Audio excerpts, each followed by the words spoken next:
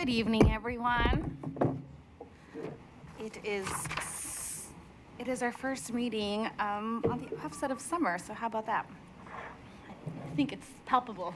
All right, well, welcome. Today is Tuesday, June 25th, 2024, and the board meeting is now called to order.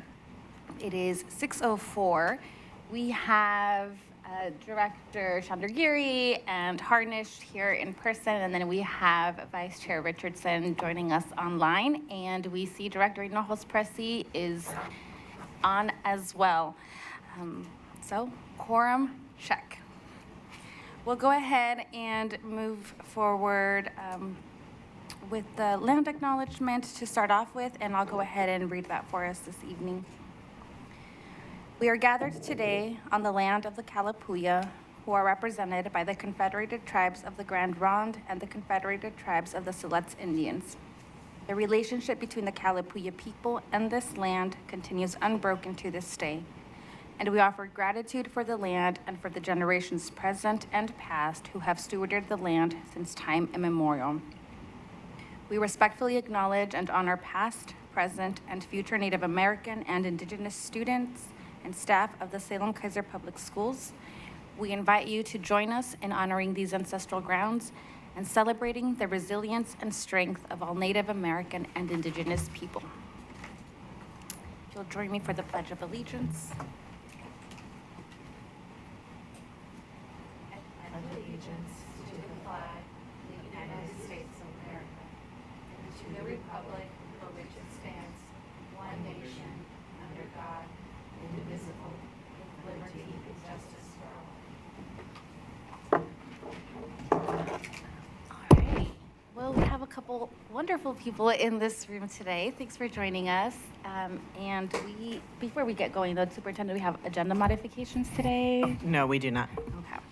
So we have a couple reports and presentations that I know we're really looking forward to this evening. And the first one on the agenda is the Equity Advisory Committee presentation. So I'd love to invite Wendy Roberts, who is our coordinator for student equity, access, and advancement, up front to share a little bit about the Equity Advisory Committee, and at the conclusion of that, if there are comments or questions from the board, we'll go ahead and take those. Welcome. Thank you. Well, good evening, board chair, board directors, and Superintendent Castañeda. Can you make it closer? Closer? Yeah. Like this? Okay, thank you. Good evening, board chair, board directors, and Superintendent Castañeda. Thank you for the opportunity to present the second year-end summary of our District Equity Advisory Committee, and I will recap for you in just 7 slides. Next slide, please. So the committee purpose is basically to support the superintendent and the board in advising on equity matters. And in addition to these requirements listed on the slide, Senate Bill 9731 requires that the district include at least 1 member of the Equity Advisory Committee on the District Budget Committee. Oscar Porras was selected to represent the Equity Advisory Committee on the Budget Committee. Next slide, please. So for the 22-23 year, the first year of the Equity Advisory Committee, of the 21 members chosen, 3 parents and, or guardians and 1 student participated initially, but were unable to continue after the first few meetings. So to fill those vacancies, runners-up from the initial selection process were contacted, and those that accepted were added to the committee. Next slide, please. For this school year, student representation was underrepresented in year 1 and an asset that we needed to strengthen. So to select the student members, Salem-Keizer Public Schools provided student applications to school board student advisors, Linda and Patrick. They contacted principals and associated student body presidents at each of the high schools to share the application with their students. And then once reviewed, together, we conducted an intensive joint interview with the 2 applicants who applied to discuss their role on the committee and learn more about their interests and current experiences. By January, we had increased our student representation to 4. Next slide. Some key accomplishments in year 2 were sense of belonging. At the end of year 1, the committee chose sense of belonging as its focus area for the second year, which aligns with Salem-Keizer's results policy as one of the key performance indicators for tracking growth over time. Specifically, to further develop an accountability and tracking system for the implementation strategies to improve the sense of belonging. Our students will do better when they feel included, safe, and welcome. We also had an addition of the Safe and Welcoming Schools committee members. We asked Director Chris Moore and members of the Safe and Welcoming Schools Committee to join our October meeting as content experts on belonging. By bringing together both groups, an administrator, social worker, behavior specialist, and school psychologist joined the students, parents, and guardians and staff members on the Equity Advisory Committee, which provided the insight we were seeking related to the committee's work. In November's meeting, the two committees decided to combine efforts for the rest of the school year and moving forward. We had shared learning on belonging. We did this through a book study. At the end of year 1, the committee selected Belonging Through a Culture of Dignity to challenge our thinking around equitable systems and practices. It helped shape our work for the year as we use it to anchor many discussions and decisions. And then we also looked at student data. The committee reviewed several reports and documents for understanding the district's approach to social and emotional learning, behavioral health and wellness services, and belonging. These documents included the Salem-Keizer Public Schools Board Results Policy, the SEL Behavioral Health Supports Report, the New York University Salem-Keizer Public Schools Final Memo, panorama data, and empathy interviews. Next slide, please.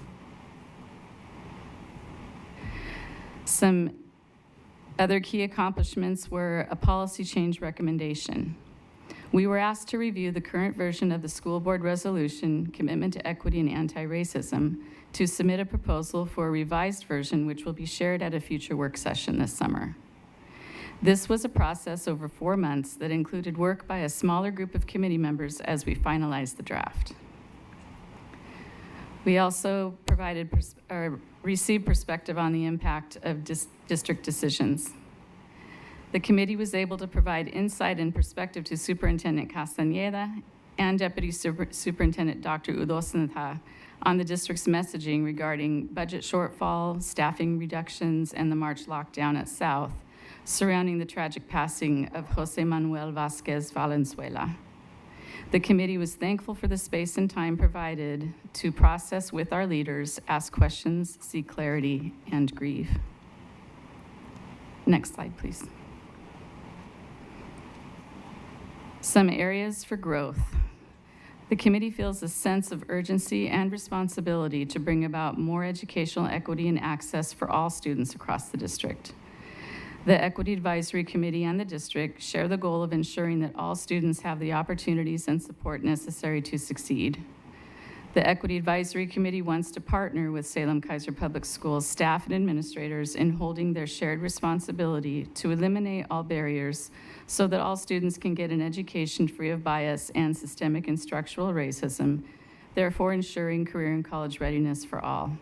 Specifically, we hope to accomplish this through elevating student voice more intentionally and assigning leadership roles to members and adhering to public meeting laws and privacy guidelines. Final slide, please.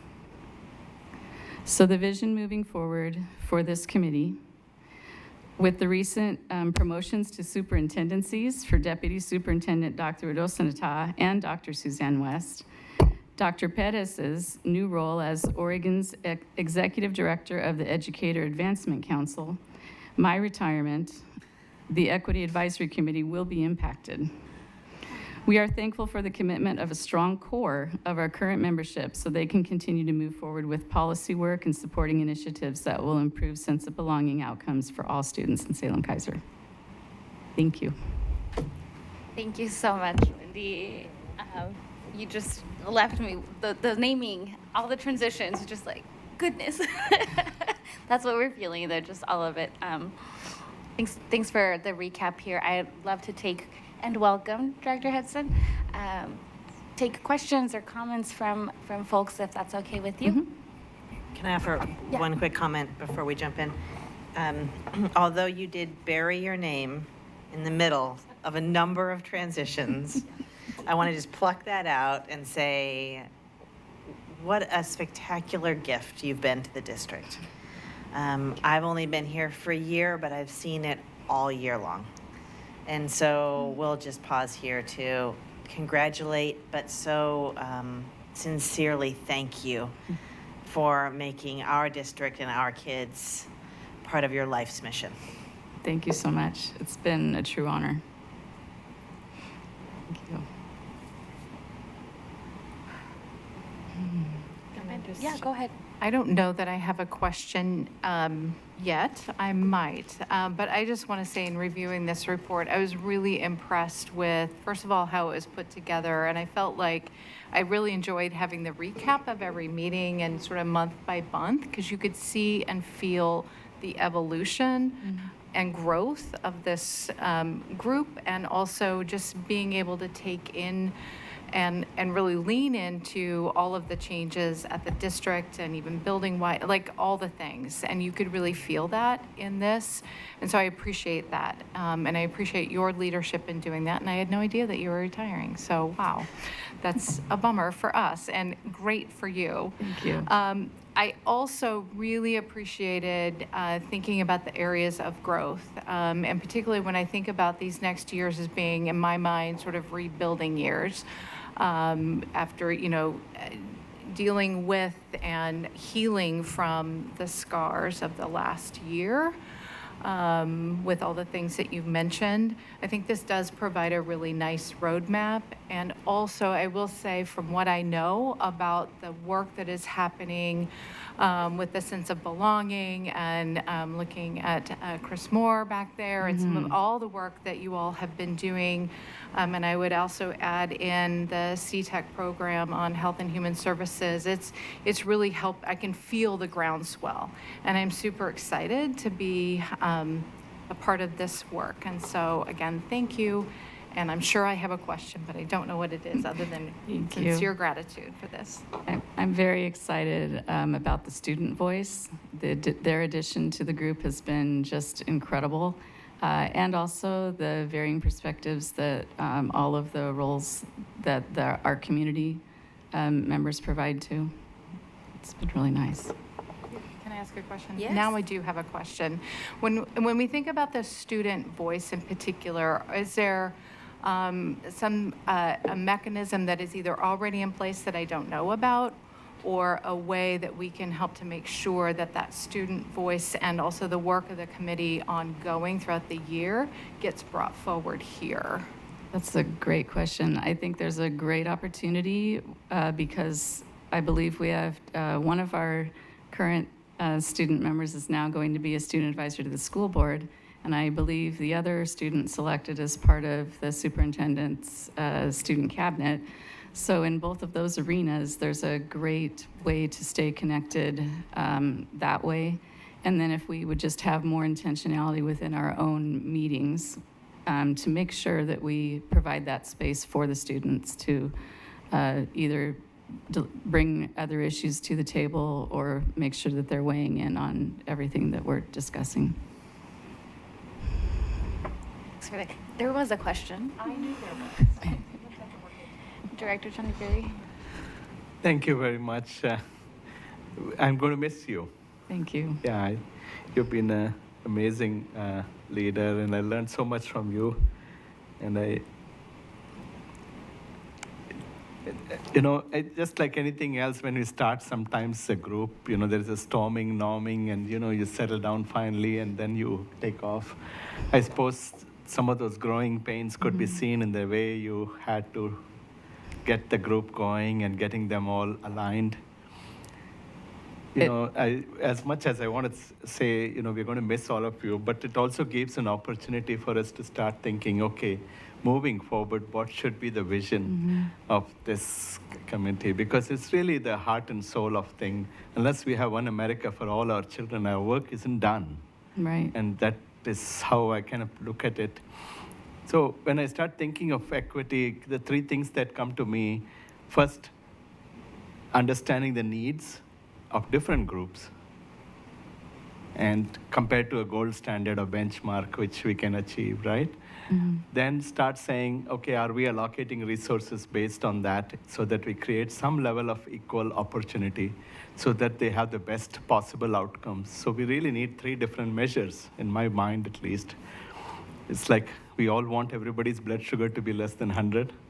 Some may need more insulin, some may need less insulin, but I need to know who needs more, who needs less. That's how I see.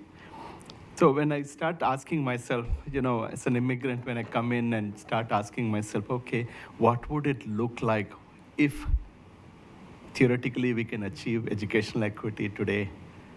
And what would that endpoint look like? How do we know we are there? Then I started asking, and then kind of three things come to my mind.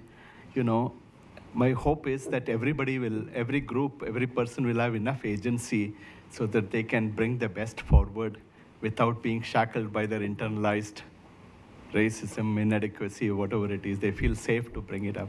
The second thing is somewhere we should have a mechanism to resolve either generational trauma, grief, unresolved grief, or the contemporary thing, because some of the story begins generation after generation. And the third most tangible thing would be closing the gaps in metrics, right? Achievement gaps or a wealth gap or whatever it is. So there is some tangible things. So when I start thinking that way, how do we, moving forward, start asking ourselves, because this is a 70th year since Brown versus Board of Education. We still see our children are kind of tied to their zip code with all the other adversities. Is that something that this committee can start asking? Because putting the entire burden on the students when the system is still designed that way, it will only add to the frustration of our students as opposed to how can we ease the system while the students are voicing their thing. This is my 5th year. I've heard the students cry in this room. I've heard the students' pain. Now, what can we do as a state, as a system, so that we intentionally change some policies so that the students can develop enough agency so that they don't have to cry anymore and the families don't have to feel they don't have agency. So what are your thoughts of moving in that direction? Because as a policy board, what can we do is my question. So I think we can continue to have staff members in our district that can come alongside our students that are still struggling to be able to fully engage in their education for various reasons. And so it's interesting that you asked this question tonight, because I spent the year with the equity department staff really going through, what is the vision of our equity department, and what is our mission statement, and what are our core beliefs. And I first really want to give honor to Director Cynthia Richardson for the work that she did, because I inherited this from the team from her. And taking the baton this year was just an honor. But so they, together in this year-long process, we came up with, the team really wants to engage our students through meaningful actions and shared lived experiences. By emboldening them to find success within themselves, their schools, and their communities. We really want our students, every student, to have dignity, because everybody deserves dignity. We also want to, for our mission, we want to ensure that all students have a sense of belonging in every classroom, school, and activity, by representing the cultures, languages, and identities most challenged to experience belonging, by identifying, addressing, and removing inequities for the well-being and dignity of every student. And the core values that we came up with were advocacy, that we can stand up with and for students, belonging, that they would have unconditional acceptance, connection, because relationships matter, shared lived experiences of the people that work with our students. When we have people that are closest to the pain, we can do more. Having empathy. Inclusion, that everyone has a voice at the table. And impact, that we know our impact because of what we do by improving the educational experience so that our students can realize their goals and dreams. And we do that in many ways. But I appreciate your question because that's what we've been thinking about all year long. Yeah, from a very practical point of view, if somebody moves in the middle of the year, do they have to change school or they continue to remain in the parent school where they started? Because with the housing instability in our community, sometimes parents have to leave their home, rent another place which may be more affordable. Sorry, Satya. Is this a question related to the Yeah, policy? that's what I'm asking, because from an equity point of view, how do we help these children remain with their cohort is what I'm asking. So we do have students that the McKinney-Vento program supports and that they have the right to stay at their original school of origin. Thank you. Mm-hmm. I don't know, Superintendent, if there was something else. And then I do see Cynthia. I see your hand up there, Director Richardson. I can't see Maria, so if she's on, let me know, Ashley.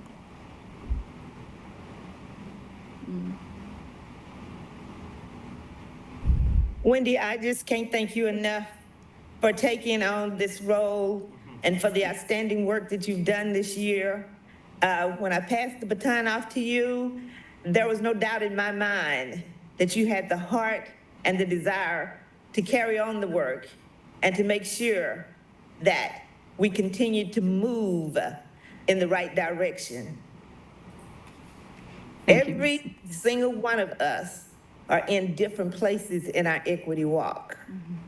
It's a continuous learning for all of us. And it's all of our responsibility to work with each other, to seek to understand each other, and to continue this equity work. And it won't be finished until every single person feels like they belong and have a place in our school district. Thank you. Thank you. Thank you so much, Wendy. I think there was a reference around the public meeting law component that I would love to kind of hear thoughts about this. I understand that ODE has continued to explore, and as this equity committee becomes a requirement for, I know that we were part of it and we enacted it because we were under that 10,000 student portion. So curious around what upcoming changes, like if there is additional information you can provide about that.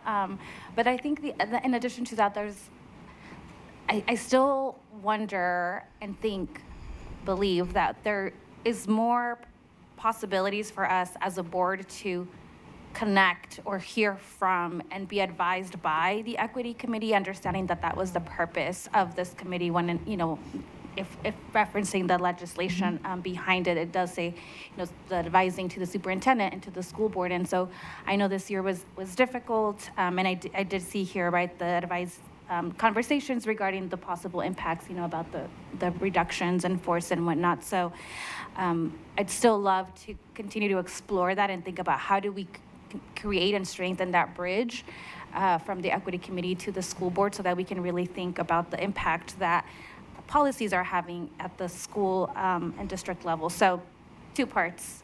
And also, 2 parts. What was it? Public meeting law and then connections too. So I didn't bring the public meeting law with me tonight, but I do know that we are supposed to make them, we are supposed to post the agenda ahead of time and make them available for listening, I believe. But the guidance on that, all the laws around it, we really need to take a look at it and make sure that we are doing what we need to do to adhere to those laws. And I also know at the same time, committee members are a little bit leery because when it's closed, then there's a space to feel the freedom to discuss more openly. So it's definitely something that we need to look into and see what those boundaries are. Yeah. Go ahead, I don't know if you had that. Well, on that point, I'll just say I was so grateful to join, I think, 2 of the meetings this year, and I can easily see the dynamic you're talking about. The conversations were very important, and they were very intimate. And so there is something to navigate there. And then relative to the question of advice, I think it's an excellent idea, and I can think of a couple of easy and smart avenues to increase the connection between the committee and the board. From what I saw in the committee, I think they would welcome that as much as you Yes. guys would welcome access to them. All right, not seeing any, go ahead. The question is, does 732, Senate Bill 732, Yeah, that's the bill that that, requires that the committee, does that require the committee identify a chair and a vice chair and do like what we are doing in a public meeting? Is that because some of these issues, many sections of our community is really eagerly looking forward to what is being discussed in this equity committee meeting, because there are people who are feeling that how can they contribute or their experience also be factored in. So I see the tension that you're talking about. Some members are not feeling safe, but this is that how can we as a school district and a board provide the necessary safety mechanism so that these discussions become part of the mainstream, because we can't solve these tough situations unless we bring different Yes. sections of our community. It's like the growing pain of putting the Humpty Dumpty back together. So what are your thoughts on how can the district provide necessary mechanism where people find a way to not just have discussion in private, but to find a way to be mindful of their language or words or whatever it is, so that people feel an authentic way of bringing people together for it to be sustainable policy change. Otherwise, it will be like a forced change on somebody. It won't last long.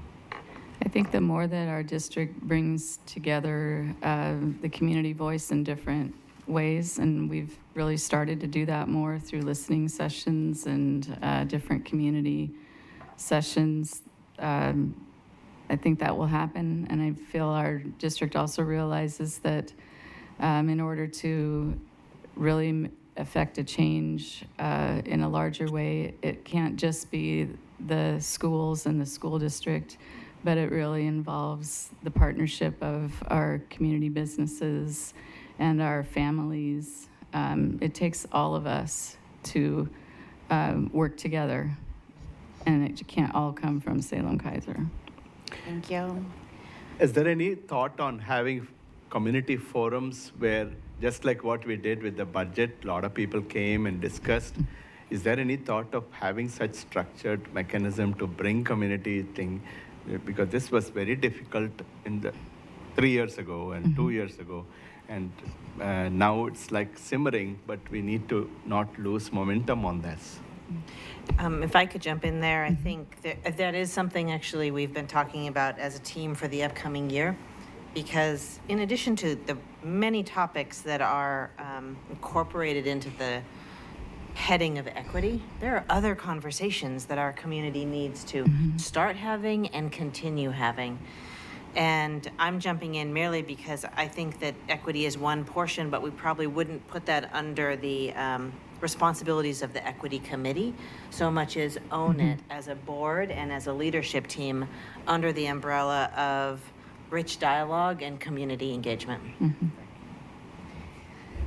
Thank you so much, Wendy, for this information, for the work, that you've done this year, but more than anything for your dedication and commitment to our district and students and families, and, best wishes, beyond retirement. Thank you, Chair Guzman Ortiz. Thank you.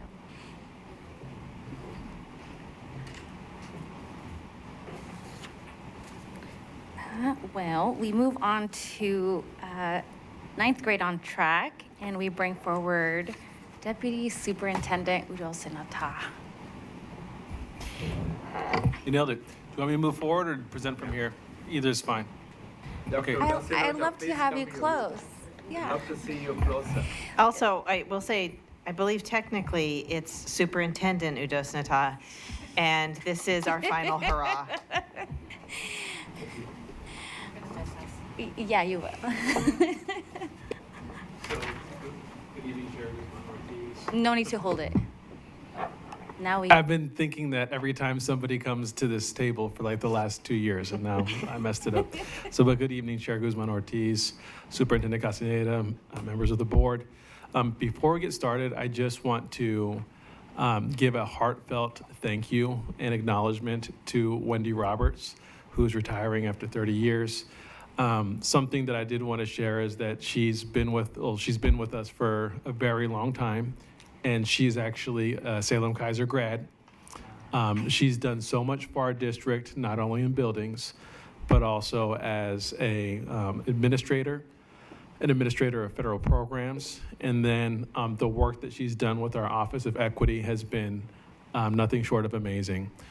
She's built a team, or she's continued to keep a team together that Cynthia, Director Richardson, had built, and has maintained trust, has advocated for our students, and she's done so with so much humility.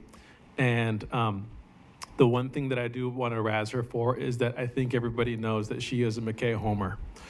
And so I wish Director Roberts a very happy retirement, and I hope you buy your RV sometime soon.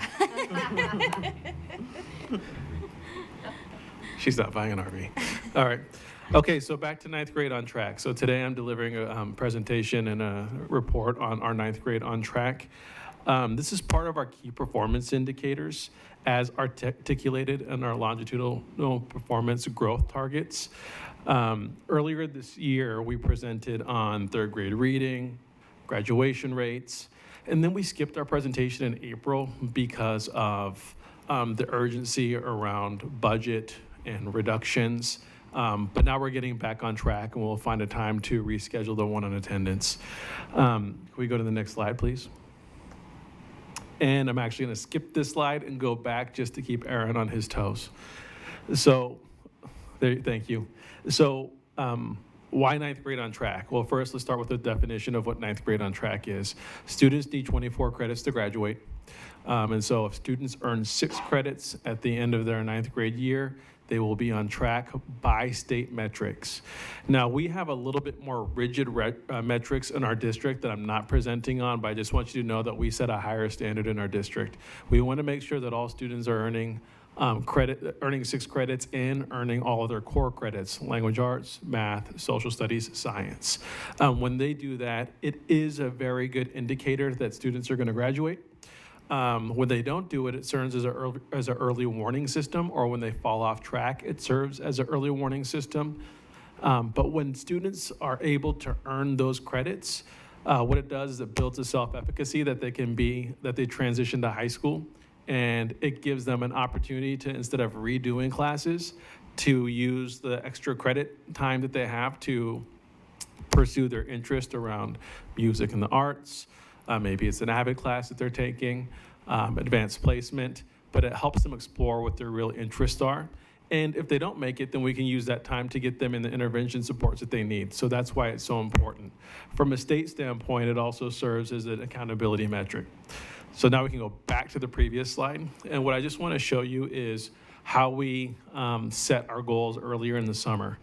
Over the course of 5 years, we want to end up at 86.6, I think it is, 86.6% on track. And we set this goal before the state came out with their on-track metrics. And so we used 78 as a baseline because that's where we were at the end of the year. And so we've already surpassed where we hope to be by 25, 26, and I'll show you where we are. So there's no penalty for getting a little bit ahead. What's really important is that we get to that 86% over the course of 5 years. Can you go to advance the slide, please? So this is how we did this year. We grew by 4% from 78 to 82%. And you can see we also closed the gap with the state, which went from 83 to 84%. So we made up a couple of percentages, and that actually shows a trend that you'll see when I show the longitudinal data, which was during the pandemic, the gap widened between the state and students in Salem-Keizer, which shows that we were impacted by the pandemic, but we're starting to close the gap in many areas. Next slide, please. So there's the state in blue and us down there in red. You can see where we were right there with the state pre-pandemic. And then in 2021, when we started tracking ninth grade on track again, you can see there was a big dip, and that was a statewide trend. And then we're the last 2 years especially, we've been building back towards pre-pandemic levels. Next slide, please. These are the groups that I want to show you, and I should have showed this in an earlier slide. These are the groups that are tracked by the state. And you don't need to read them in detail, but you can see that they're broken up by ethnic groups and by student focal groups. So you can see that there's a range between 59% or 57% for unhoused students. And it gets as high as 94% ninth grade on track for our talented and gifted students and students who identify as Asian. So what this does share with us is that, especially for our students that are dipping below or a couple standard deviations below our district average, we need to come up with strategies, and it's several different strategies on how we support those students and put wraparound services to ensure that they're getting back on track. Next slide, please. This is the longitudinal data by race ethnicity. Again, 18-19, you can see there was a big drop during the pandemic, in that for the most part, almost all focal groups are trending back up to pre-pandemic. We do have an outlier. Our Native American population isn't rising as quickly. So that's something that we're gonna have to work with our Native Ed program, our Office of Student Equity Access Advancement, and our staff on how we support our students from this population. Next slide, please. And then here is the data for our focal groups. Again, you'll see in general the trend is the same, where the trend drops into 2021 and then it rises back in 22-23. And then the outlier group here is our talented and gifted students that didn't have as much fluctuation during the pandemic. And then you can see that our migrant students were also impacted. And there's a lot of questions that we can ask around that we're doing as a district instructional team. And then taking action on supporting all students here. Next slide, please. So we have all this information on ninth grade on track. Now, what strategies are we using to do something with this data and to progress towards our goals? Some of these things I presented on earlier when I discussed graduation rates, but using mechanisms like advisory for a monitoring space, for check-ins with trusted adults with students that they know that they can help make sure they're not slipping through the cracks is one of several strategies we use. From a systemic standpoint, we use data teams for tier 1, tier 2, which helps us identify interventions that we need, and tier 3 for intensive interventions. We have tighter data tracking systems. I think I demonstrated one of them to you that help us in real time catch students if there's a specific subject area or just time of year we notice that students might start falling off. We're able to catch them in real time, help them earn those really valuable credits early on, and then again build up their self-efficacy so that they feel the confidence that they can have success in high school and pursue their interests. And when students aren't on track, we have credit recovery. Right now we already have, I think 6% of our ninth graders are in summer school right now. Those are students that did not meet the standard for being on track. And so it's too early right now to share what our data is because we are cleaning up work still when I developed this report. kids are in summer school, but we really are optimistic that we're going to continue to make progress towards our 9th grade goals. And then lastly, what I just want to share is I want to give praise to our staff. Our staff work really hard and diligently on making sure that students have success. They stay in during lunch. They stay after school sometimes to work with students.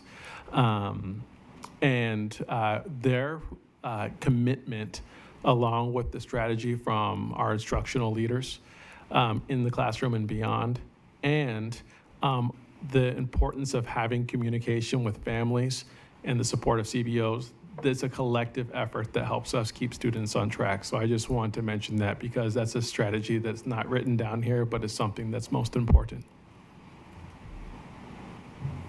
And that's it. Any questions? Thank you. We got lots. Oh, okay. I just wanted to clarify on the data capturing as others prep their questions.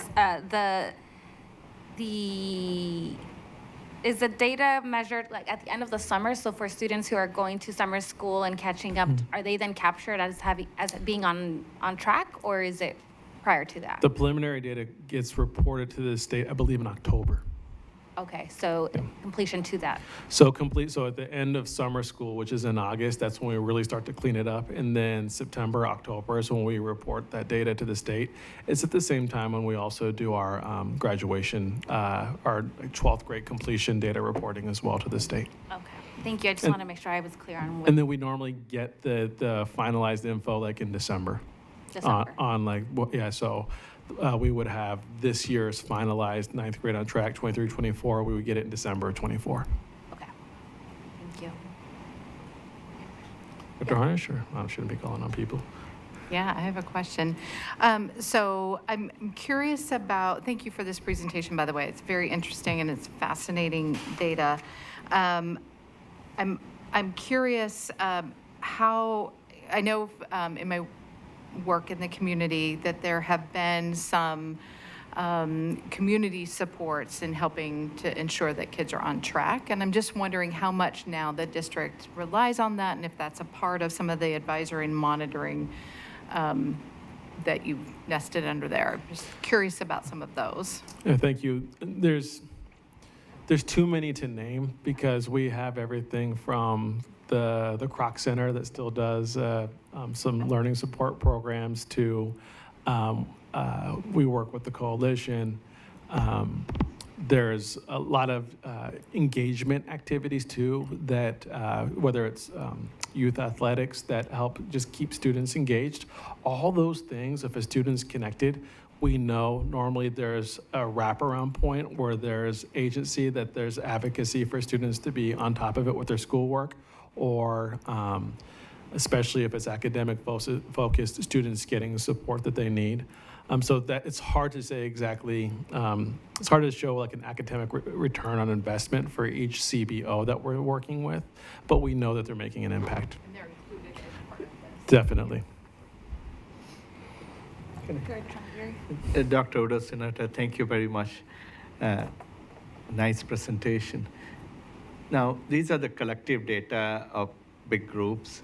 As an individual parent, do they get anything like a report card? Like when I used to be a kid, they used to get report card, and you had to get the parent's signature and bring it back. So they have any way of tracking if the kid is on track, and if so, what are some of the steps that they can take?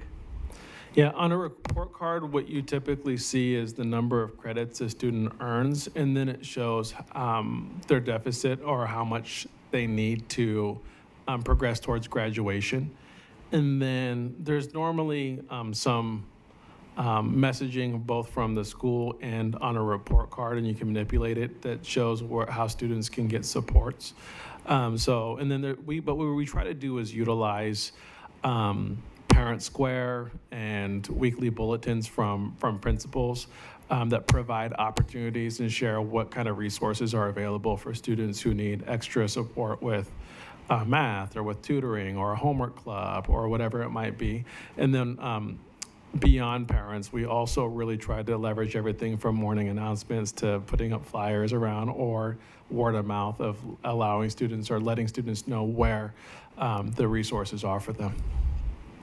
What role can volunteers play in helping the children stay in track for parents who may or may not be able to be involved in academic support for their children? Yeah, every school has like a different volunteer setup, but for the most part, there's access and opportunities and parents who are interested in volunteering should inquire. I know that for I think West and McNary, they have, and probably more than them, they have an Aspire, which is a blend between kind of mentoring and helping students. Volunteers helping students understand or learn more about exploring their interests and career goals and getting ready for college. So there's a variety of volunteer opportunities available. There's also probably some homework clubs that I'm sure any volunteers can inquire about and be part of. Thank you. Director Richardson, I see your hand is up. Dr. Superintendent Itanu Dosanata, I can't tell you how excited I am for you, and it has been a pleasure working with you and for you. I just know that you'll do great things in your new assignment. Don't forget about us. Just know that you've done great work in Salem-Keizer, and we are praying that we'll have somebody that you can pass the baton to continue that great work. Thank you for all that you have done and continue to do. Thank you very much, Dr. Richardson. I'm only prepared for the next step because of your support and the experiences that I've had in this district. Very good. Do you have a question? Yes, Director thank Hudson? you. Thank you. I was curious if we could hone in really quick on tier 1, 2, and 3, what that kind of looks like. You were talking about real time and capturing that data, and then we talked about the deadlines and the annual moments later, and then also report cards. But I would like to know, again, tier 1, 2, and 3, how the child is identified and captured and approached, and also at what point in time those usually hit. Those are constant, or how those work exactly? Yeah. So tier 1 support is a support that should impact the entire school environment or most students. That could be, an example of that would be a school deciding that one instructional strategy would be using Cornell notes to help students organize ideas and develop their analytical skills. That impacts everybody. And that normally helps a student express their idea and especially around writing, right? Whereas a tier 2 might be a targeted intervention that if you had a pyramid, gets the middle part of the pyramid, maybe it's like 35% of the kids. And that might be a reading program like Read 180 that's really targeting a certain area where some students, but not all students, need intervention. And then tier 3 are intensive supports. That's having one-on-one or that's like 5 or 10% of the population, and that's like one-to-one tutoring, for instance, or pull-out supports that a student might need to address a variety of areas where they need intervention and help them get caught back up. Thank you. Yep. Are you able to speak on how they're identified at all and at what point? So say they're in a class, like one term, a certain instructor, and they see, oh, this child needs some help. Do they initially report it right away from that point, or does it have to wait to get kind of put in the records for the annual, oh, what do we got here? You know, we got Sue last year, didn't do so well. Let's all hands on deck and jump in and see where she fits and plug her in. Yeah, so it normally starts with an evaluation and an early on evaluation of a student's ability, and it's and really when a student's coming into high school, since we're talking about 9th grade on track, when they go from 8th grade to 9th grade, they'll normally be evaluation relayed, or if a student's coming in, there'll be an evaluation of their skill set, and then from there, it might be determined if they need an intervention and where to place them. Now, I can't answer the question right now in real time. Like if we were working with a student in November and they're starting to struggle, I don't know what the exact answer would be to that, except for I do know that that's where we use like our data teams to identify with certain students if they need a little bit of extra help, and then there's a lot of one-to-one supports that they do with their teacher.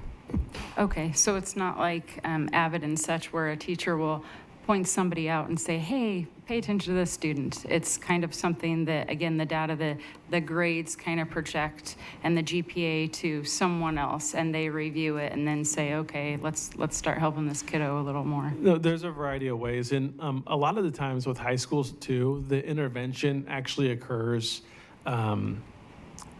It happens to occur during maybe progress monitoring or during grading, right? When you notice that maybe a student is not having success in math, and then they get funneled into some additional math supports for that. And as each school has different strategies for how they do that in real time. But a lot of the times, me as a teacher, I'm able just to review a student's work. And if they're really struggling with a concept or not demonstrating growth, especially using like an interim assessment, like a Read 180 assessment or a iReady assessment, then there's a decision that needs to be made on how we can support that student. And there's a variety of strategies.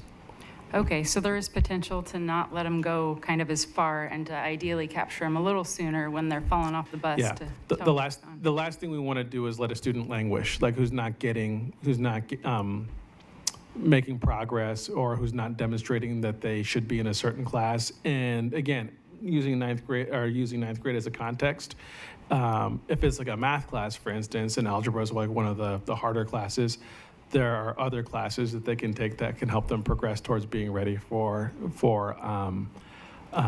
algebra, or you can double up on an algebra support class, which we can push students into, that then help them focus on very specific aspects of mathematics that get them up to speed.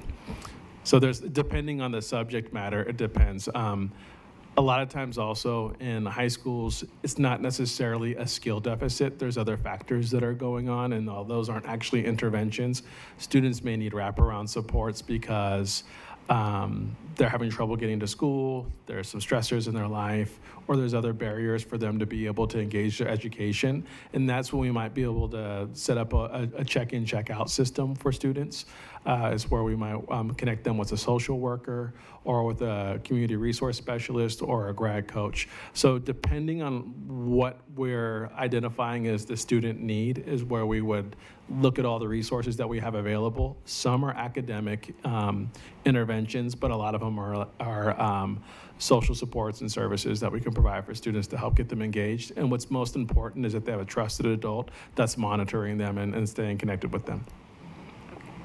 I appreciate that because I used to spend quite a bit of time in the classrooms 5 days a week. And I know a couple of different times in elementary in the Salem-Keizer district and also middle school, once we captured a student per se, just to kind of put that quick in a nutshell, and identified them as struggling and needing help, then they were on a trajectory. And I was told that, hey, if we start helping them now, ideally in 3 years, they'll get caught up. So I was thinking once they get to high school, the 9th grade on track, that's not helping us. So I'm glad that you're sitting here and capturing this data, and we're looking forward and closer, and we can always keep on improving and working on it. So Thank you. And just to be clear, elementary and middle school have more rolling evaluation systems and use different structures to target interventions than high school. Yeah, like I said, Thank you, though. I appreciate your sharing what it is with high school. And now we know where to go, too. You kind of said it differs per school, so maybe looking at each school's admin, the high school admin is what I'm referencing, and asking them what they are so a parent can kind of help be proactive as well if they notice some stuff. Certainly. So, thanks. Chair, can I ask a follow-up question? So when children move from 8th grade to 9th grade, that's middle school to high school, or from elementary to middle school, does their pre-evaluation, all the data flow to the next level automatically? So that when the teacher receives the students, they know where exactly they are? Or does the data flow with the child? So when a student's going from 8th grade to 9th grade, so when they do their scheduling, normally there's a recommendation for where the student is placed based on their performance that year. And if it's documented that a student needs an intervention, then that would probably be communicated to the the high school as the student matriculates up. So using this equity as a principle, so if the child needed some additional resources, say in the elementary and middle school, does the resource follow the child when they go to high school so that that equity ladder can be maintained till we see the desirable outcome? Or do the child will get reassessed when they enter ninth grade? Because some children may need to catch up what they were supposed to have caught up in eighth grade. Just like in college, you have remedial education to catch up what you should have caught up in school. It depends on the student. So some students who have documented learning disabilities will have an IEP that follows them throughout the course of their experience, and we distribute resources accordingly. So that's typically what happens if a student has a learning disability. What if they don't have IEP, but in general, they have got so many assessments in middle and elementary school, right? So does that information flow into ninth grade? It does. So, when you say does it flow, with the things that we look at are what are their state test scores, what's their course performance look like, and are there any other factors that have occurred? Like, do they have a big gap in learning because they got sick and missed a lot of school? Normally, there's a bridge that occurs where that's communicated to the high school so that we can help support them without missing a beat. Thank you. Thank you. I have one last question. As we look at this, and there's a lot of the line graphs are super helpful, right, to kind of see and track. But I guess I just wanted, as you're transitioning and thinking like, all right, peace out, Salem. I guess I'm just curious, like, what do you see as some of the strengths in terms of our data and some of the opportunities in terms of what else we could capture to make sure that we're strengthening our work as we go forward, and no pressure, but just really thinking about, you've been following this, and I think the data piece is such an important asset, and it's what we can lean on, right, to improve. So I just kind of wanted to get your thoughts on that. Yeah, so I think data governance is important, and being really clear with the way that we track data and the purpose that it serves. In this space, our data, it kind of serves as a systems accountability tool. But when I presented on graduation rates, I shared a little bit on how we're using data as real-time tools to make decisions on how do we evaluate students and support them. And so instead of relying on just pure grade data at the end of a term, then to make a decision on how to support a student, our instructional department and our principals are using really innovative ways of using tools like just the Google Grade Tracker that connects with Synergy, which is our grading system, so that we can see how students are performing that day. And if a student's grades are starting to dip across the board, having our advisory teachers or whoever it might be flagging that and having a conversation, or the partnership using that type of data, that's data that's helping students in the moment. And then, so I think you have our accountability data, which I think is important, and we need to be consistent with reporting. And then we have our real-time data that we need to use. And either way, I think that that's a strength of the district, and that's why I really do believe we're going to see some progress made, and it might be exponential in how well we're performing in certain areas. And so those are the things that I think are a strength. And I think the making time for our staff to be able to look at that data as a whole. So our data team work Wednesdays in our district were helpful because there was 4 days that we were able to look at data collectively. Colleagues were able to roll their sleeves up with each other without that distraction, and really identify systems issue in terms of practice, and then also drill down to like the individual kid. And I think that's really important work that we need to, that helps students achieve. So to break that down again, we have accountability data, great. We have data governance over the whole thing, and then we have data as a tool, and then like data for collaboration, and I think all those matter. Can I add one quick comment to that, to go a little bit deeper on the points about team-based data review and the importance of that as protected time? In the most recent round of bargaining with our licensed association, we do have a 1-year reduction in the amount of time that our staff will have to engage in that kind of really important tracking and monitoring of students, especially 9th grade students who might be falling off track. And this is a really important topic for our district in the future as we move through this year and into bargaining again, and making sure that we are paying attention to the fact that that is the only protected time for grade level teams and for broader teams to come together and discuss student progress and understand who and why students might need a little additional support. Thanks for that. Spot on. Well, Superintendent Dosinata. Thank you. You so much. I think that captures our questions, and just super thankful for all of the work that you've done with us, and honored to have worked, collaborated, learned, laughed alongside you for the last 3 years. Remember our first board meetings when we started back in the day? I couldn't say your name. Yeah. This crowd's a little bit different than those days.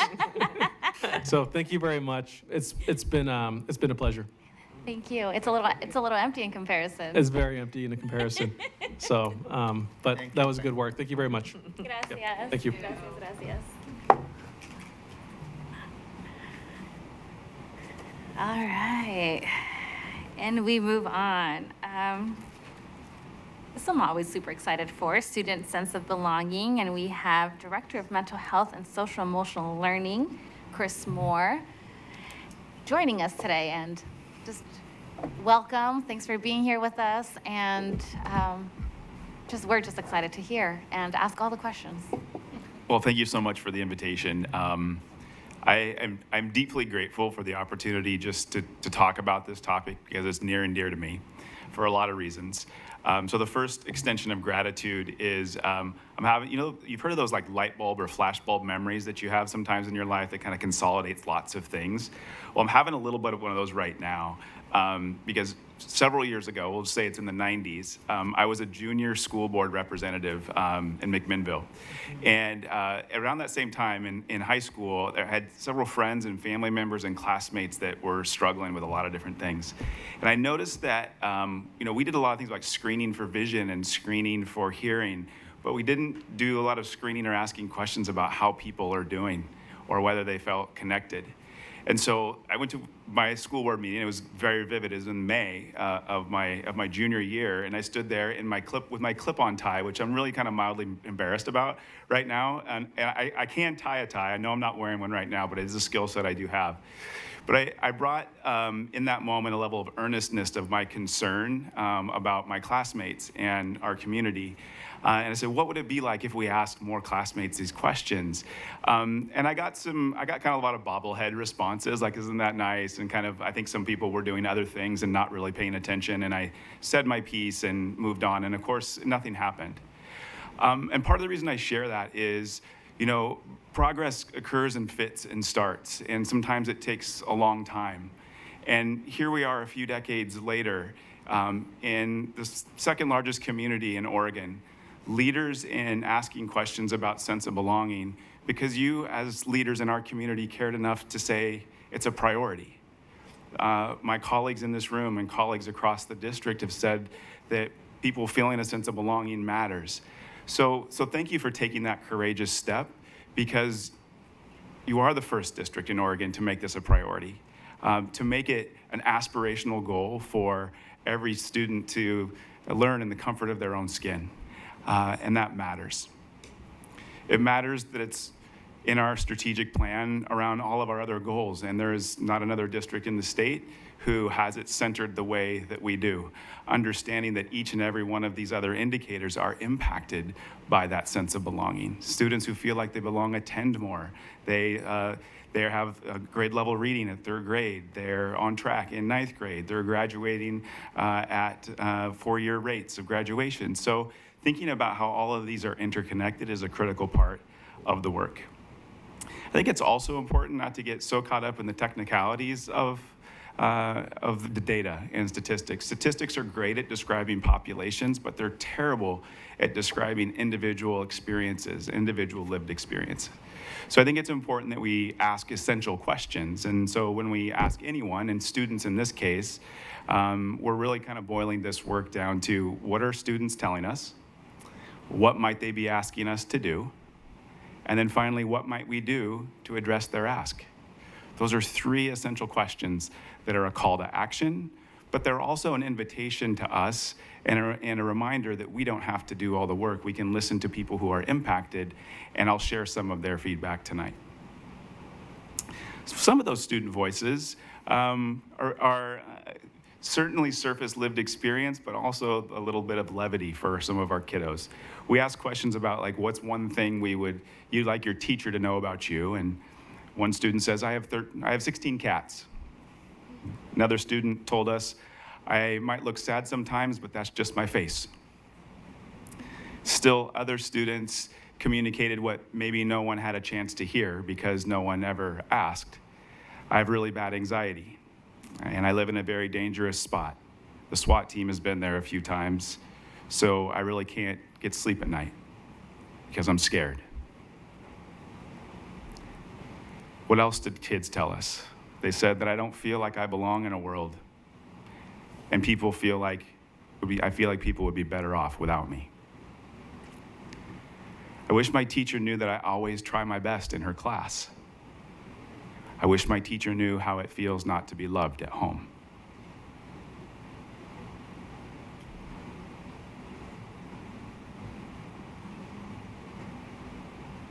Just let those sit for a minute. Precursor to equity work is empathy, is seeing someone, is hearing someone, and communicating that we value them by doing something about it. We've decided to do something about that together, and let's take a look at what that progress has looked like, what some of those areas of growth continue to be, and how we can continue to get better together. So let's orient just kind of around our metrics first, so we have a clear understanding of what these numbers mean. When we're talking about percentages here, we're talking about percentage of favorable responses overall. Kind of the shorthand version of that is to say a higher percentage is better. Now you'll notice that there's some green answers there, and there's some are orange. The percentage is going to reflect those green numbers, okay? The other thing you need to know is that when we talk about sense of belonging as a topic, it includes the aggregate of several questions within that topic. Not just about how students feel about adults or how they feel about whether they're respected by other students, but also overall, how much do they feel like they belong? And overall, do they feel like people understand them as a person? So that's just important to keep in mind, and that within each of these questions, you can drill down and find areas of strength and celebration, but also areas for us to continue to stretch ourselves and invite each other to grow. So where are we at for our 3rd graders, or our 3rd, 4th, and 5th graders? At the elementary level, overall, currently, our favorable sense of belonging is around 58%. When we compare that to a national data set, which is really important in this work, you can ask questions about belonging, but if you don't have standardized questions that are being asked across the country and that are centered to this context similar to yours, an urban setting with a high degree of free and reduced lunch, with a wonderful array of diversity, it oftentimes doesn't give you an apples to apples comparison so you can understand where you fit in the entire scope of the work. So for our elementary schools, they're about the 40th percentile with a sense of belonging, okay? So that essentially means that about 39% of elementary schools that are in a similar data set don't have as high of a sense of belonging. but it also means that about 59% have a higher sense of belonging. Again, just an area for us to track growth. And you'll notice that we've been asking these questions for a few years now.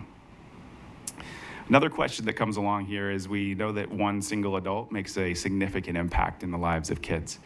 And so we also ask kids about, not just at school, but in general, do you have an adult or a family member outside of school who you can count on to help you no matter what? So 78% of our elementary kiddos tell us that yes, they do have someone. Okay? That's a celebration.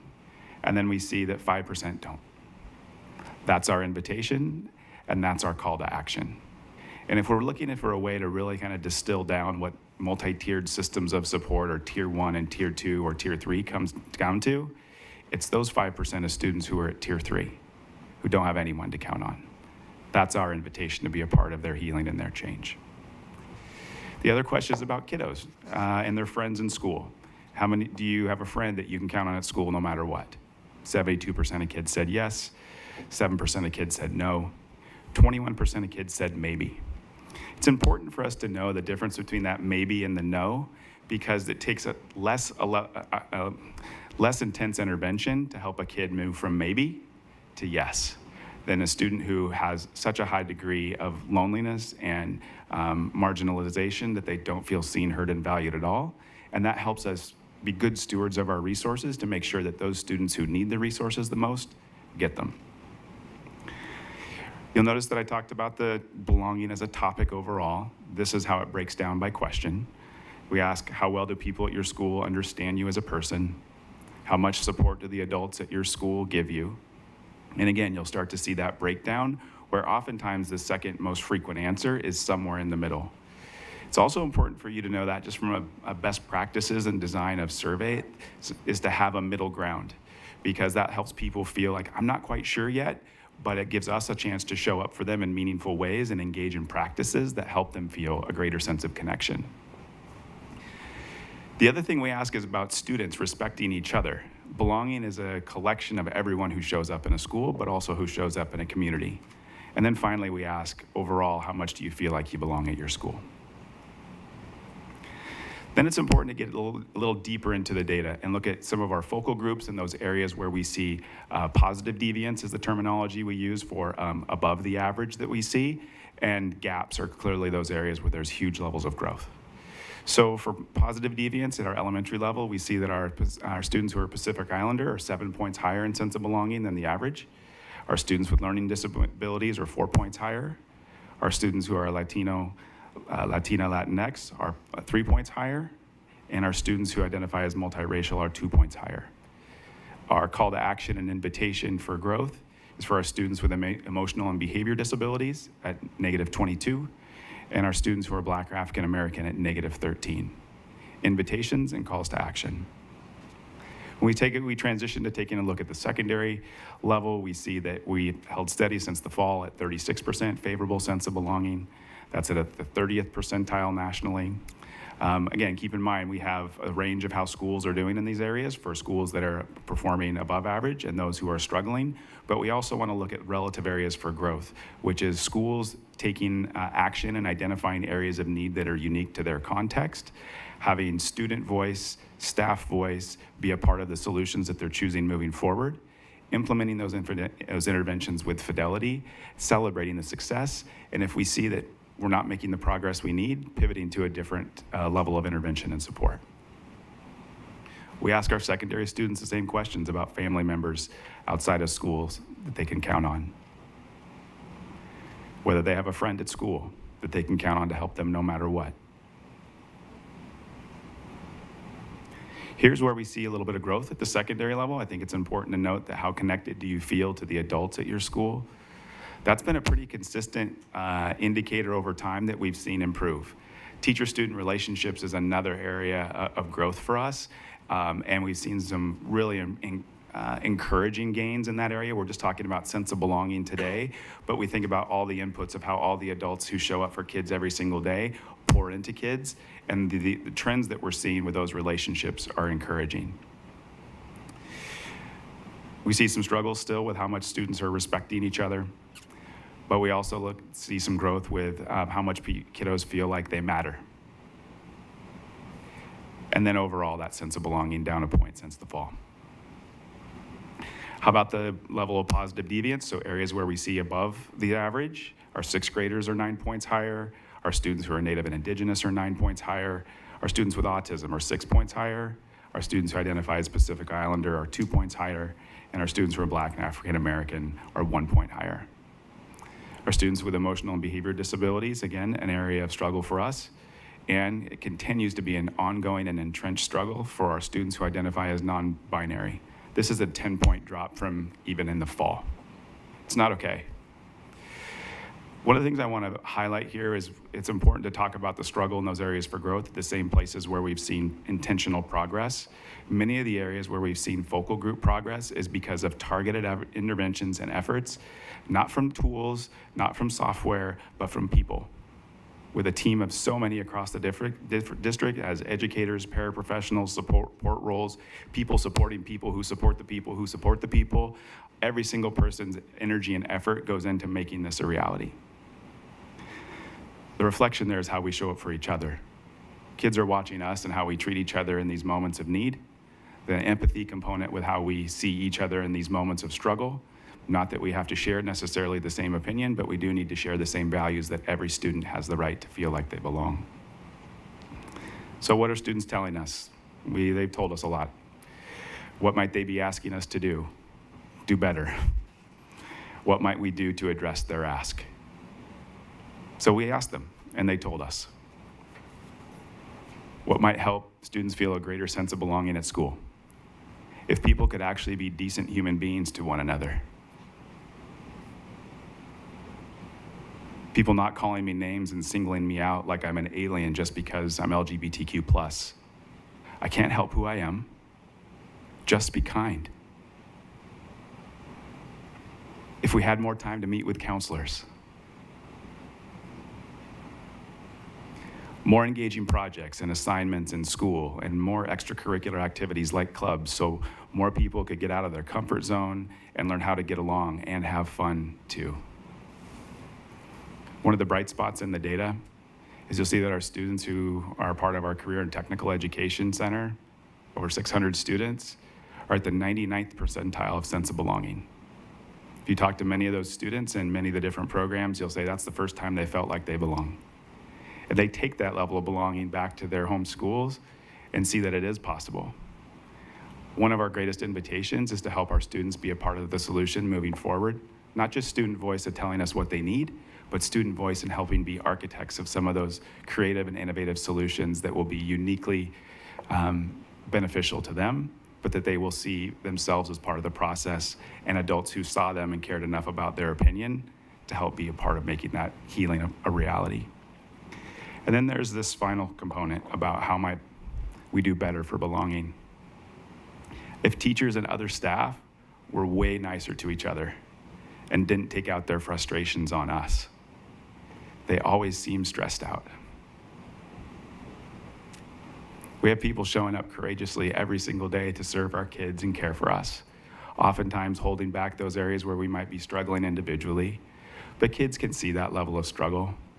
I wonder what it might be like in a beloved community where people did feel seen, heard, and valued, to be vulnerable in those moments that are difficult, but also to be incredibly resilient and buoyant. Our kids are watching us, and they're giving us the chance to be the leaders they need us to be. The final bright spot I want to show is oftentimes we don't see improvement across the board. And I'm highlighting South Salem High School here because these are questions that were asked of students roughly a month after they experienced a tragic event in their community. Oftentimes we see those events and we see people rally around each other, but we also get worried that it might impact how people are doing overall.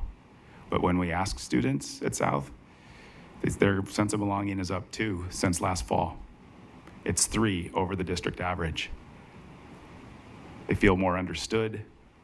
They feel more connected to the adults. Their students are respecting themselves more. They feel like they matter more to others that matter. And overall, they feel like they belong more. Is there room for growth? Absolutely. But let's also be models for celebrating those small successes and bright spots that begin to paint the picture and the pathway moving forward for us to be successful in this work. They're asking us.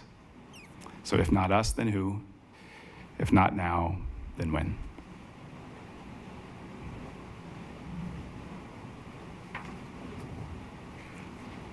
Thank you, and thanks for the information and the beautiful quotes that were extracted, and I think, and letting us sit with the emotions that those pulled out, for sure. Questions, comments? Thank you, Dr. Moore. I really appreciate this presentation, and including you talked about this topic extensively in the previous school board presentations as well. I'm glad that you pointed out the CTEC program as a model. There's a, as you are presenting, it's a relational part that you emphasize so much. People are people because of other people, and how the relational part can be improved. What do you think is the reason why CTEC program has such high sense of belonging compared to their host program? I assume that the CTEC you're referring to, they come from everywhere to that Portland Road campus, correct? Mm-hmm. Yes. Mm-hmm. Because there's something unique about that campus where we bring students from all over, whereas everywhere else they stay in the home school CTEC program. Yeah. So could you highlight so that from a policy point of view, we can scale it up to the entire 65 schools, similar model? Well, the scaling is beyond my pay grade, but what I will tell you is this, that the common thing between our traditional schools and CTEC is that in every single place, there are adults who care deeply about kids, doing the best they can with the resources they have to engage them in meaningful ways. And one of the benefits of CTEC is that there's a level of hands-on learning and engagement that helps students see the relevance of what they're learning. They can connect in small, meaningful communities to be able to see a future for themselves, and that what they're doing right now, today, in this moment, is connected to what they would love to do moving forward, or is at least part of their journey of exploration, which is really about being lifelong learners. So I think kind of the combination of the engaging activities, the level of relevance of the instruction, the commitment of all the people in that space contributes. And I think there are practices that we can certainly leverage there in many of our schools across the district, where a lot of those practices and that level of commitment also live. So just as a follow-up, do you see that being a model of open enrollment within our district, contributing to real diversity and people coming from different high schools and learning from each other so they learn to connect with each other? Because one of your survey that shows there's 6% extreme connection or respect from other students in the high school. I think one of the slides you showed, it was 6%. Mm-hmm. So do you think having an opportunity where children from different high schools come and intermingle and study together, work in teams, could that lead to some form of open enrollment within the entire district, contributing to sense of belonging? Yeah. You know, I think it's really clear that our students are asking us to think about innovative ways to reach them and to engage them. So that means we need to come to the table and discuss what all of those possible options might be. We want to be mindful of our resources and be good stewards of those resources and be thinking flexibly about how we can continue to reach kids. I don't know if that's the answer, but I think we're certainly worthy of our group having robust discussions about that and many other options that are already working quite well for kids. Thank you. Could you give there's a lot of interventions that, and having the breakdown, right, in demographics and the ages, and how are we measuring or assessing what is working and what do we need more of? Mm-hmm. Yeah. So I think that when we think of our focal groups, I think that's an example that's pretty concrete is, over the last 6 years in particular, we've become much more intentional about having a greater level of representation in our schools so our students can see the diversity of our community in the staff. Being able to have affinity groups, clubs, different ways to engage. We see that in schools where there are higher levels of engagement, and higher levels of staff involvement in those activities, that those directly contribute to student well-being and higher levels of belonging. I think other things are directly attributable to the leadership of this group, which is ensuring that we have robust behavioral and mental health services. Our students, when you ask students what they feel like they need, you can talk to our behavioral health and human services CTEC students or students in any place across the district, they'll say, we need more mental health support. We've never had a generation of kids be so transparent and authentically proud to talk about who they are and what it is that they need. And it's alarming for some folks sometimes, and that's okay. The job of kids is to push us to grow and invite us into new ways of being. But when it's very, very clear that as a community we signal that belonging is important, we signal that mental health and behavioral health is important, we signal that counselors and social workers and psychologists and behavioral health and human services programs and community partners and all the work that we've focused on over the last several years, that tells kids that we're paying attention. So those types of interventions, I think, matter, making sure that the students who need those interventions the most get them, but also that we continue to innovate and look for new ways to meet kids where they're at. Oftentimes kids will have those ideas for us, but sometimes it's going to be staff who come up with those ideas too. Thank you. You have a question? Go ahead, yeah. Again, I'm not sure that I have a question other than sincere appreciation for this work. I mean, this is sobering. I've been in tears most of this. And I think it's a call to action for our community. So thank you for that. And I will say I'm most familiar with the Health and Human Services portion at CTEC, and I would echo everything that you said in terms of that sense of belonging. I went there right before graduation and was talking with some kids, and there was one girl in particular who I'll never forget, said, I don't have any connection, because I asked her if she was walking. She says, I am, but I don't want to. I don't feel connected to that school. I feel connected here. And it was pretty telling, right? And I just made me, I can't forget that. And also just thinking about this group of kids who are pushing us and pushing us as community partners and pushing us as a board, and they're ready to take things on. And just hearing what these children, kids, adults are doing, even with all of the things that they've been learning, how they're implementing them in their personal life and back in their home school and helping to support each other. So I just would be a real strong advocate for the more we can do to listen and learn and then implement, I think is ultimately what we need to do. So, Absolutely. Thank you. Thank you for your work. You bet. It's great. I think also I want to thank the community-based organizations that have been really critical to this work as well. You know, also in March was the first youth summit with multiple agencies and organizations from Salem-Keizer all over the place that came to that space to learn about loving our community better, look at healing our way forward, looking at belonging in everything that we do, looking at the metrics of resources that come into our community and how we connect those directly to belonging. That's never happened before. And all of your voices are a part of making that a reality. And to hear our students sit up in front of that group of 600-700 people and talk about their experiences, that's moving. That's reason for hope.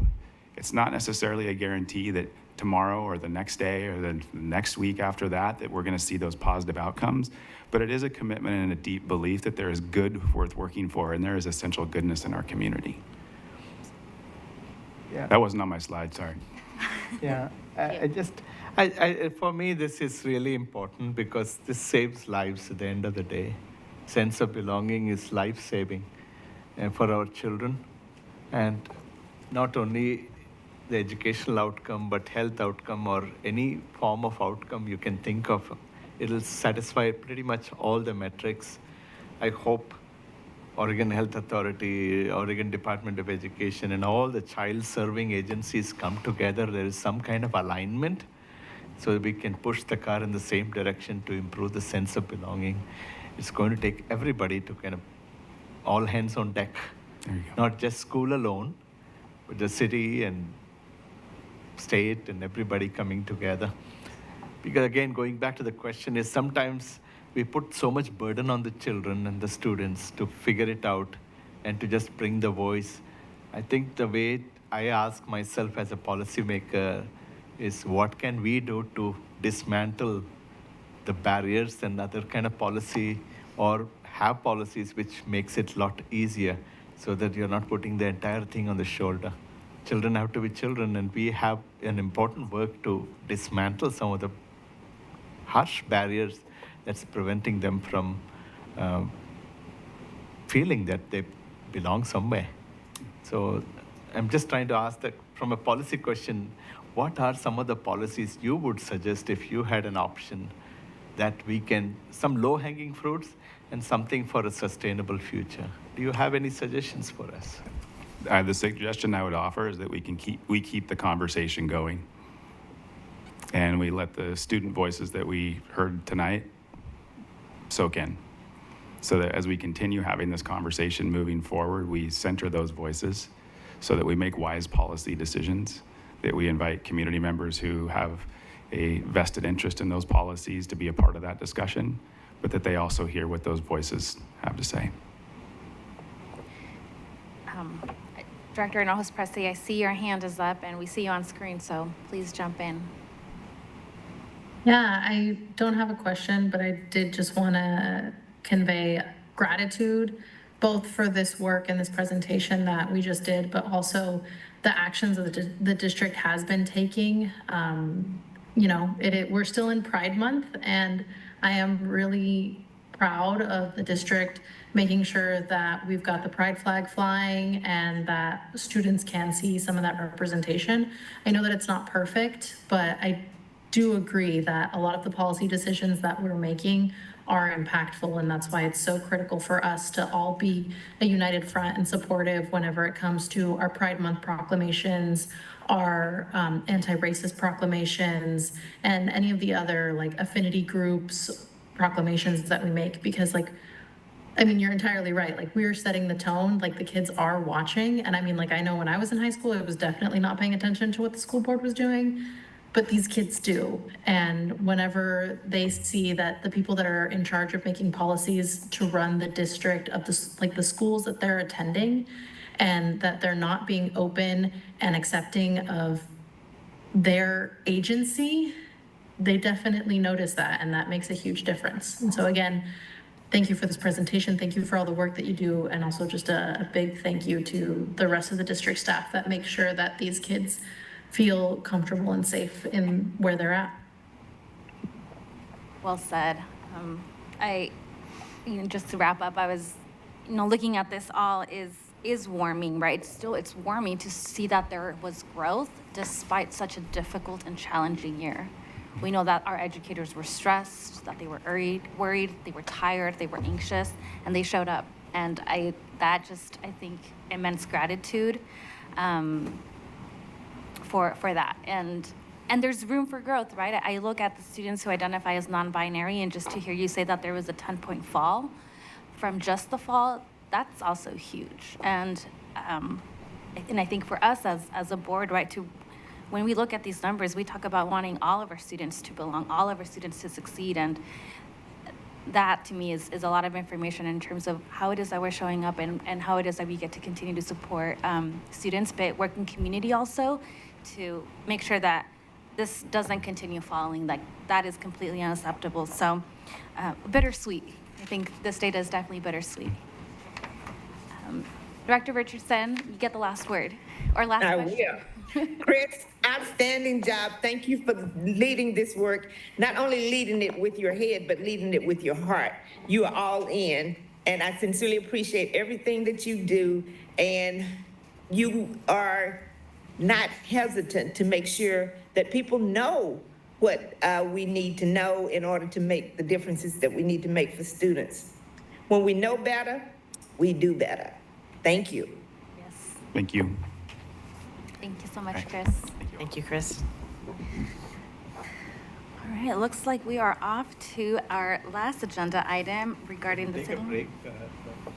Would you like a break? Yeah? 5 minute? All right, we have a request for a 5-minute break, so we'll keep it short since we're a small group. I don't know what time it is. 5 minutes.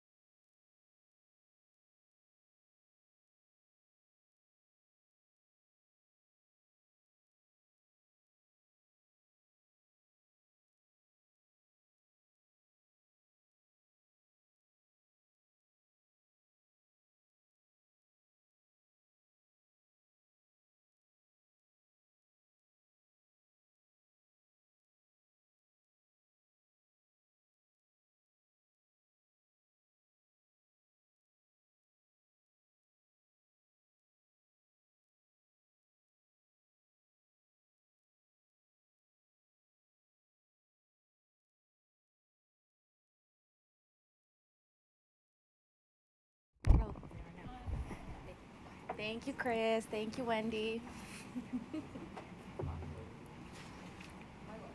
Thanks for those few extra minutes. We'll go ahead and jump right back into our last agenda item, and that's the Salem-Keizer Public Schools Voting Membership for SCATS Committee, and that stands for Salem-Keizer Area Transportation Study Committee. But I'll hand that one off to you, Superintendent Castañeda, because I know you have a better sense of this governance portion. And we also, of course, have Director Hinojos Presley, who might be able to help us with some questions if needed. Yes, absolutely. I actually will be very briefly handing it over to Mike Jaffe, who will give us the real expert view on this. But my brief introduction is really to say that there are so many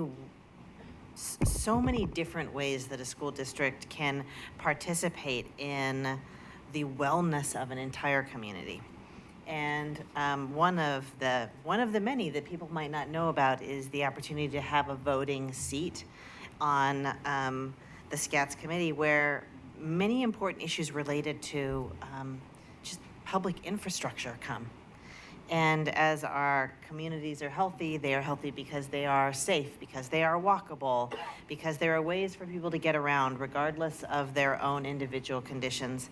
And we are coming to you tonight with the opportunity to discuss the importance of maintaining this voting seat and making sure that we use it as part of one exercise towards the public good. So I think I'm actually going to turn it over, and we'll ask you, Mike, to give us a tour through this issue, and then we'll open it up for any discussion you have. This is not an action item, but it is an important conversation. Okay. Thank you, Superintendent and Board.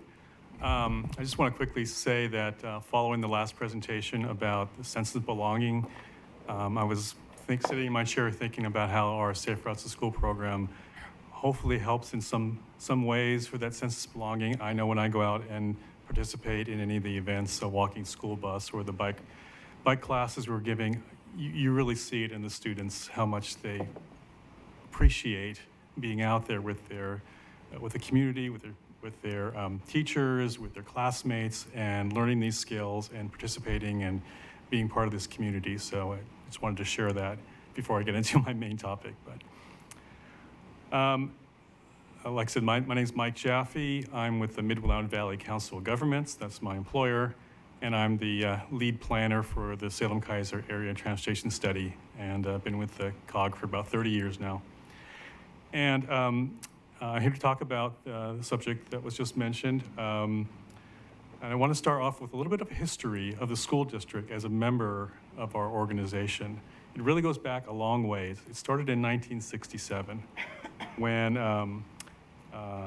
the organizations in this area, the Marion County, Polk County, the school district, Salem, and ODOT coordinated together to develop a coordinating planning group and take action on regional issues.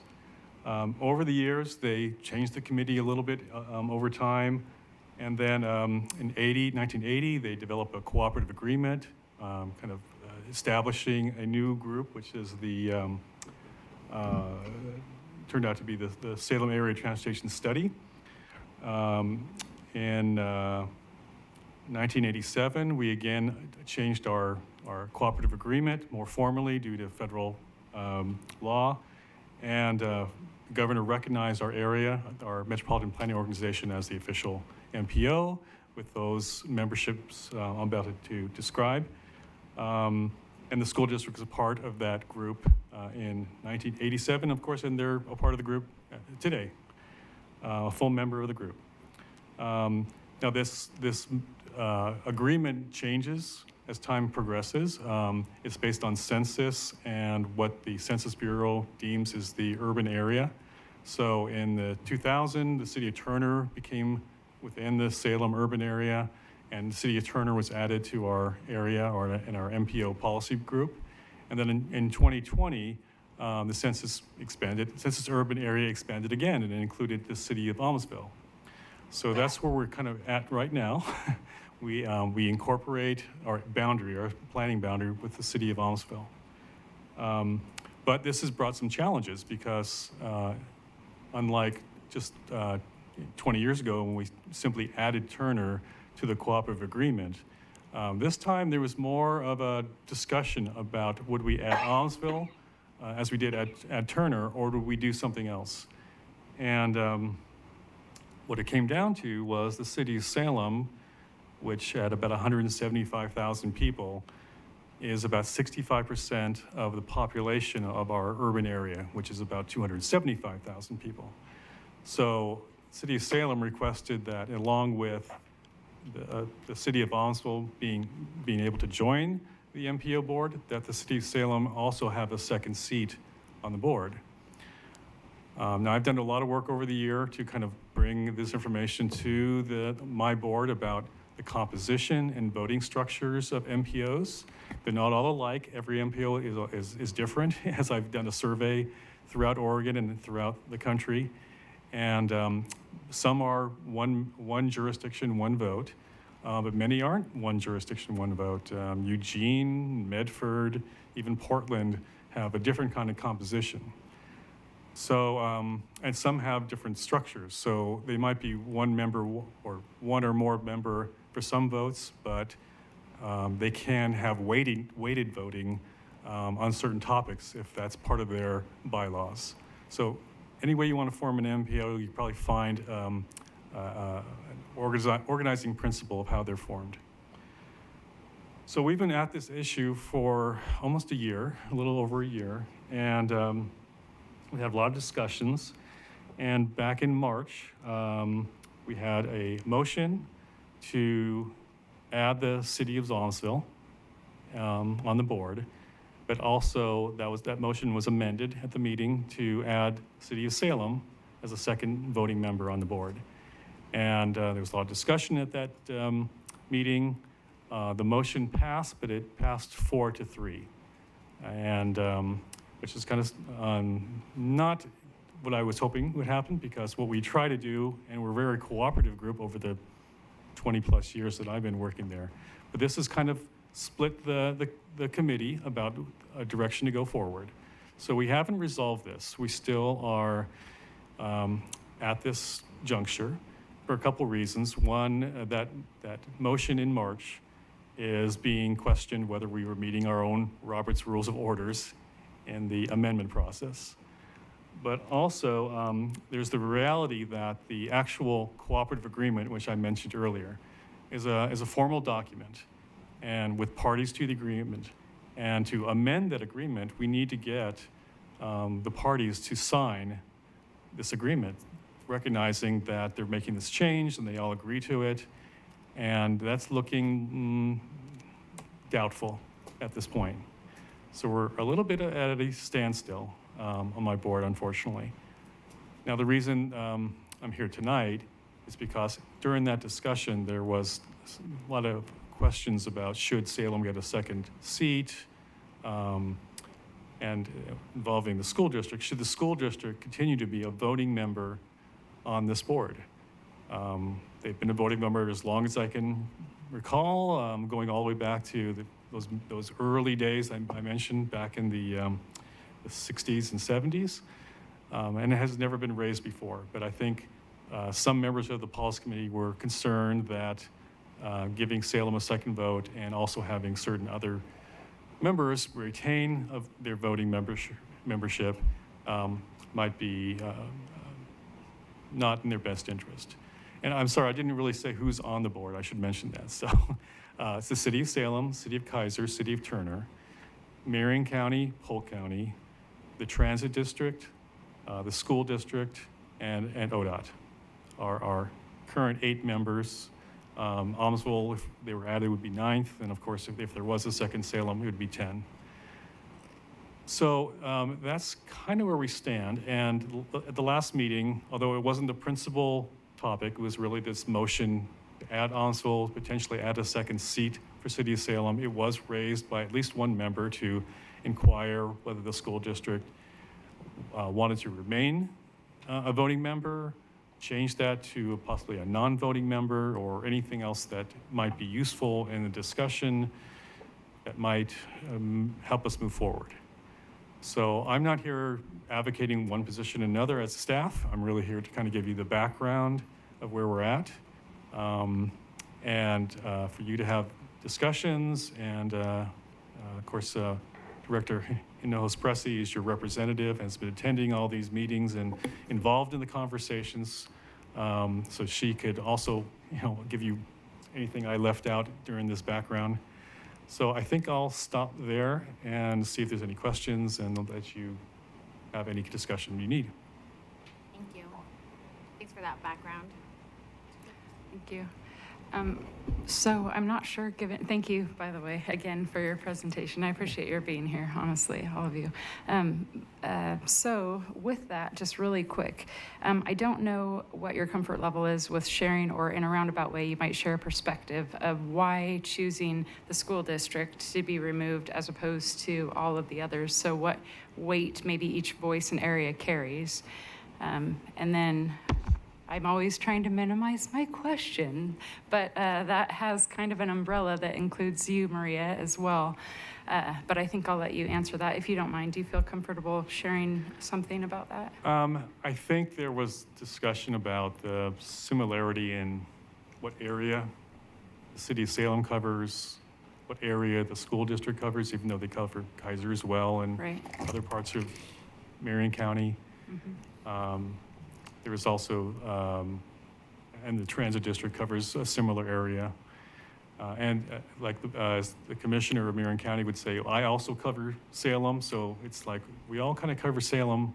Why does Salem need that second voice? We think there's plenty of coverage for Salem. It would be the, I guess, the speaking or the thought of someone who would not want to give Salem a second voice.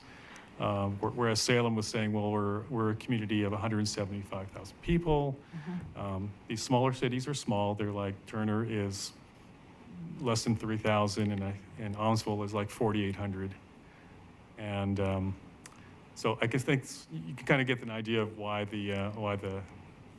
might be some concern of the From that proportion. vague aspect, yes, I do. Yeah. What I was kind of thinking of was more analytically, I guess, so the weight of the voice of the district itself that carries, so interpreting the need of such things for our students, our children of the community.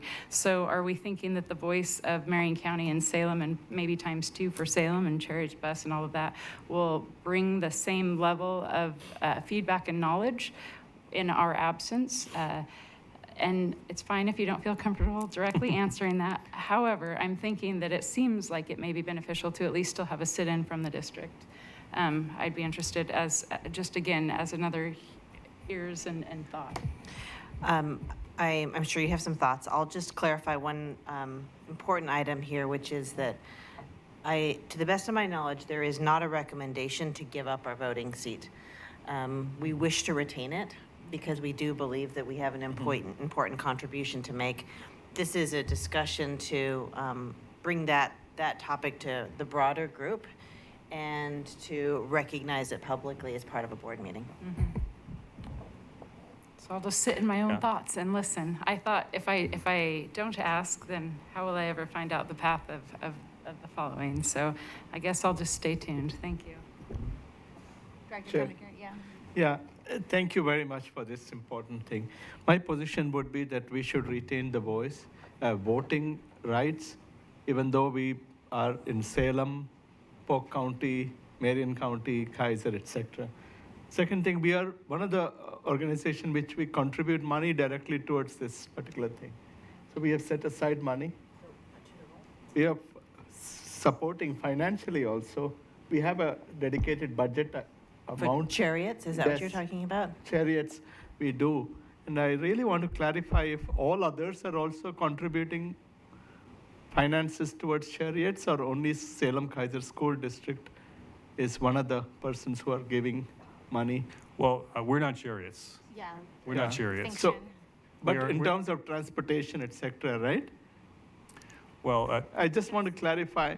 So are we including the chariots and the buses along with everything else in the city planning? I'm not quite sure I understand. your Director question. Chandragiri, Can you this is please about the clarify? Salem-Keizer Area Transportation Study Policy Okay. Committee, which is a federally mandated committee to designate federal funds for infrastructure. So that's your sidewalks, your roads, your crosswalks, stoplights, et cetera. While it is a pass-through entity to provide funding for the transit agency, it is a matter separate from like the free youth bus pass that we're supporting with the Salem Area Mass Transit Okay. District. So so SCATS becomes like a pass-through entity for, For federal funding, it has nothing to do with our Okay. money directly. okay. So I just want to, so by having a voting presence, is all the members going to have one vote each? Is that the concern that they have? That we will have two votes because as part of us cover Salem? What is the reason there is some question about Salem having, city of Salem having a separate vote and school district having a separate vote? That part is not clear, Well, why there is some concern Yeah, raised. so currently, presently, and for the last many years, they both have one vote. The school district has one vote, city of Salem has one vote, everyone on the board has one vote. As I mentioned, City of Salem thought that it would be better, given their size relative to the entire population or of the area, to have a second vote. And it's not unusual. As I mentioned earlier, there are other MPOs in Oregon and throughout the country that have non-equal votes, mostly depending on the size of the jurisdiction. Now, we have had a one member, one vote for a long, long time. We've rarely ever had to have a split vote. Usually we can reach consensus and get unanimous consent. In fact, our two major documents, which is a long-range plan required by federal law, and the Transportation Improvement Program, which is sort of like a capital improvement program, which specifies the projects, the streets, the sidewalks, the buses, or anything else we program. Those two documents require a unanimous vote of our board.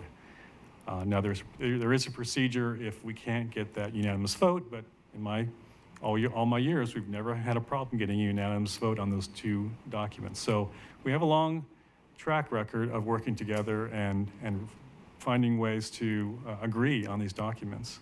So this discussion about whether Salem should get a second vote, or should Onslow come in as a voting member, hopefully wouldn't change that. We can still get unanimous votes on our major projects. There is, like I mentioned before, there is a lot of cooperation between the members in helping each other fund projects over the lifetime of my tenure there. But this issue about whether we should change that one member, one vote has disrupted things a little bit. And so we need to find a way through this. I'll stop there. Thank you. Thanks for that information and for the questions also. I think, Superintendent Castañeda laid it out clearly in terms of and you said as well, right? We're not necessarily discussing whether we're choosing or not, but rather just reinstating perhaps our desire to stay as voting members on the SCATS committee, recognizing that we have nearly 40,000 students and families, right, that are within the community, and we want, I think our desire would be to stay as voting members and be able to contribute to the needs of children, families. That's kind of the perspective that we're bringing into this, right, being that that's who we're representing. So I appreciate your time in being here, and I think, from us, that is essentially the commitment so far as of right now. And I hear that it's difficult to be working when there is a precedent of consensus, right, and wanting to make sure that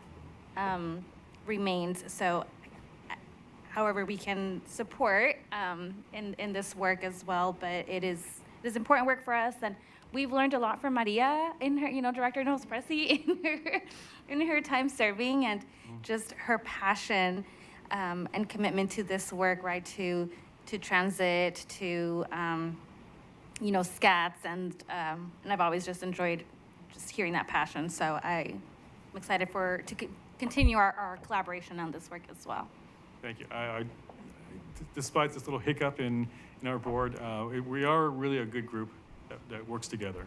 And I'm very proud of the work that my organization does and our policy board does. We had a meeting this morning, and things went fine with all the materials, so it really works well together. So I just want to let you know that in general, things are going pretty well. But they did want us to inquire about this. So. Absolutely, and we appreciate it. Just being able to have that conversation and hearing this.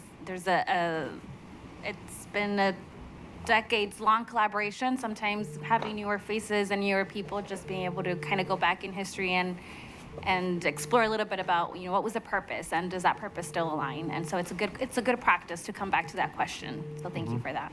Okay. Well, thank you, and like I said, I hope to come back another time and we can explore a safer house of school and all the work that we're doing in that venue. It's been a wonderful program we started in 2020, but it's getting really better every year. So maybe we can arrange that sometime. We're excited about that program, excited about the new grant. There's all sorts of good things happening. That's right. Yes. Okay. Thank you so much. Okay, thank you. All right. It is too early to close out this meeting, everyone. I see director. I see shaking heads. No, well, we are at the end of our agenda, but before we close off, I'd love to just extend gratitude towards Dr. Superintendente Udo Senata, who is, this is your last meeting and this is your last day. And, we had the privilege of grilling you earlier with a couple questions, so thanks for that.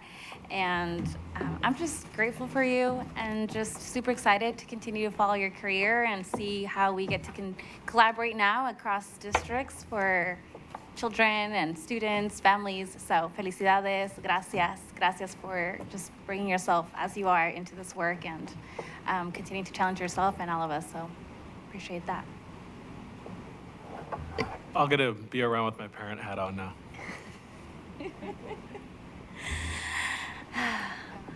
Yes, Maria, adelante. Yeah, I also wanted to share my gratitude to our new superintendent, Dr. Iton Udo Senata. I'm sorry that I wasn't there to get to actually see you off. I know that I had promised to get you a cake that said that you were dead to us. So I'll have to get it to you next time. But we'll definitely have to stay in touch, primo. Muchas gracias. Thank you. Thank you. Gracias. Gracias, gracias. Suerte, toda la suerte del mundo. Best of luck. And with that, we gotta dance you off now. Yeah. I just don't want to close off this meeting because this is what you're waiting for. So I just want to drag it on for you. Everybody knows how I feel about meetings. Okay, I say that the rest of the school board stage a coup, just leave. Right. All right, it's 8:10, meeting adjourned.